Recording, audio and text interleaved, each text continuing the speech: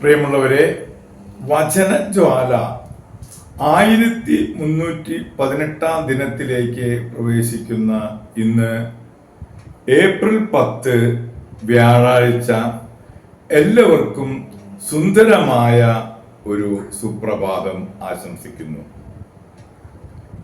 ഇന്ന് വലിയ നോമ്പ് 39 ദിനത്തിലേക്ക് പ്രവേശിക്കുന്ന ഇന്നത്തെ വചനവായനയിൽ സങ്കീർത്തനങ്ങൾ 83 സങ്കീർത്തനം 1 മുതൽ 18 വരെയുള്ള തിരുവാക്യങ്ങളാണ് നാം ശ്രവിക്കുക. ഇസ്രായേലിന്റെ വൈരികളെ നശിപ്പിക്കണമേ. ഒരു ഗീതം, ആസാഫിന്റെ സങ്കീർത്തനം. ദൈവമേ, മൗനമായിരിക്കരുത്. ദൈവമേ, നിശ്ചലനും നിശബ്ദനുമായിരിക്കരുത്. ഇതാ അങ്ങയുടെ ശത്രുക്കൾ ഇളകിമറിയുന്നു, അങ്ങയുടെ വൈരികൾ തല പൊക്കിയിരിക്കുന്നു. അവർ അങ്ങയുടെ ജനത്തിനെതിരെ കെണിയൊരുക്കുന്നു, അങ്ങ് പരിപാലിക്കുന്നവർക്കെതിരെ ഗൂഢാലോചന നടത്തുന്നു. വരുവിൻ, ഈ ജനത മുഴുവനെയും നമുക്ക് തുടച്ചു മാറ്റാം. ഇസ്രായേൽ എന്ന നാമം മേലിൽ ആരും ഓർമ്മിക്കാതിരിക്കട്ടെ എന്ന് അവർ പറയുന്നു. അതെ, അവർ ഏകമനസ്സോടെ ദുരാലോചന നടത്തുന്നു, അങ്ങേക്കെതിരെ അവർ സഖ്യമുണ്ടാക്കുന്നു. ഏദോം, ഇസ്മായേല്യർ, മോവാബ്, ഹഗ്രിയെ, ഗേബേൽ, അമ്മോൻ, അമേലെക്, ടയർ നിവാസികളടക്കം ഫിലിസ്തീൻ എന്നിവർ ഒത്തുചേരുന്നു. ലോത്തിന്റെ മക്കളുടെ സുശക്തമായ അസീറിയായും അവരോട് ചേർന്ന് മേദിയക്കാരോട് ചെയ്തതുപോലെ അവരോടും ചെയ്യണമേ. കിഷോൺ നദിയിൽ വെച്ച് സിസേരയോടും യാബിനോടും ചെയ്തതുപോലെ തന്നെ അവരെ എൻഡോറിൽ വെച്ച് നശിപ്പിച്ചല്ലോ. അവർ മണ്ണിന് വളമായി തീർന്നു. അവരുടെ കുലീനരെ ഓറേബ്, സേബ് എന്നിവരെ പോലെയും അവരുടെ പ്രഭുക്കന്മാരെ സേബ, സൽമുന്ന എന്നിവരെ പോലെയും ആക്കേണമേ. ദൈവത്തിന്റെ മേച്ചിൽപ്പുറങ്ങൾ നമുക്ക് കൈയടക്കാം എന്ന് അവർ പറഞ്ഞു. എന്റെ ദൈവമേ, അവരെ ചുഴലിക്കാറ്റിൽ പറക്കുന്ന പൊടി പോലെയും കാറ്റത്ത് പാറുന്ന പതിര് പോലെയും ആക്കേണമേ. അഗ്നിവനത്തെ വിഴുങ്ങുന്നത് പോലെയും തീജ്വാലകൾ മലകളെ ദഹിപ്പിക്കുന്നത് പോലെയും അങ്ങയുടെ കൊടുങ്കാറ്റ് അവരെ പിന്തുടരണമേ.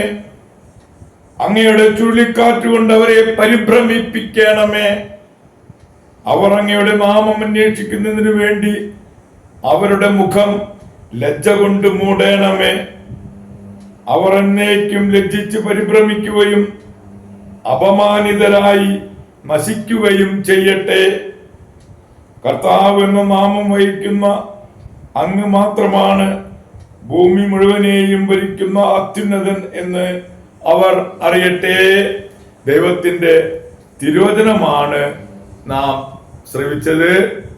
പ്രിയമുള്ളവരെ, ആഗോള കത്തോലിക്ക സഭയിൽ ഇന്ന് വിശുദ്ധന്മാരുടെ മൈക്കിളിനെ അനുസ്മരിക്കുന്ന ദിവസമാണ്.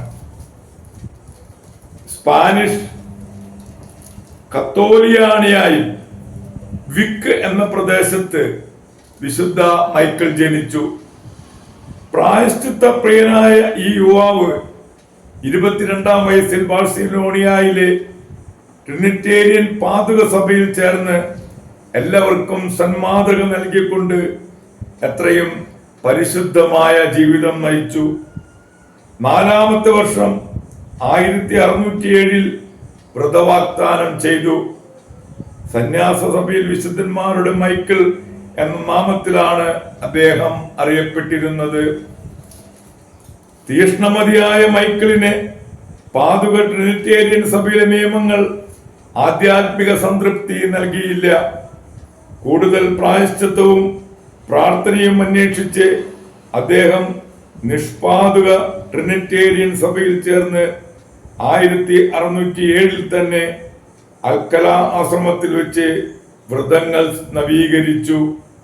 വൈദിക പട്ടം സ്വീകരിച്ചതിന് ശേഷം വല്ലോദോളിത് ആശ്രമത്തിൽ 2 പ്രാവശ്യം സുപ്പീരിയറായി.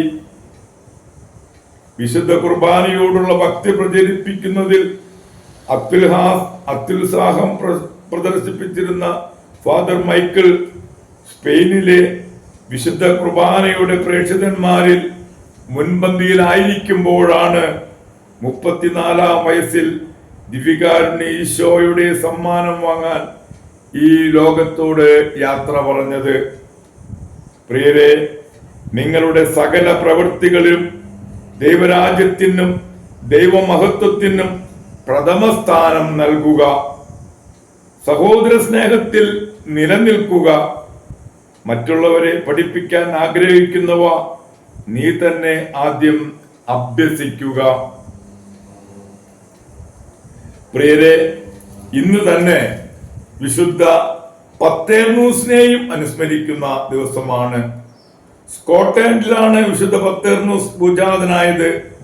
വിശുദ്ധ പീറ്റർ ഡാമിയന്റെ സവിശേഷ ഭക്തിയുടെ പാത്രമായ ഈ വിശുദ്ധൻ ജർമ്മനിയിലേക്ക് കടന്നു. പാദർബോണിലുള്ള ബെനഡിക്റ്റൻ ആശ്രമത്തിൽ ചേർന്നു.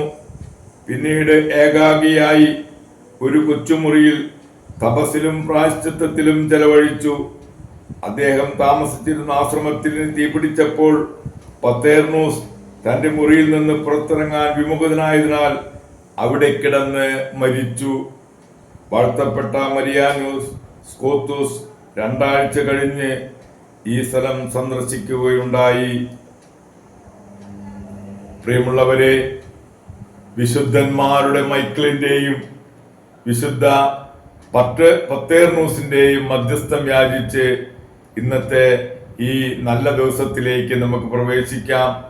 എല്ലാവർക്കും നല്ല ഒരു വ്യാഴാഴ്ച ദിവസം ആശംസിക്കുന്നു.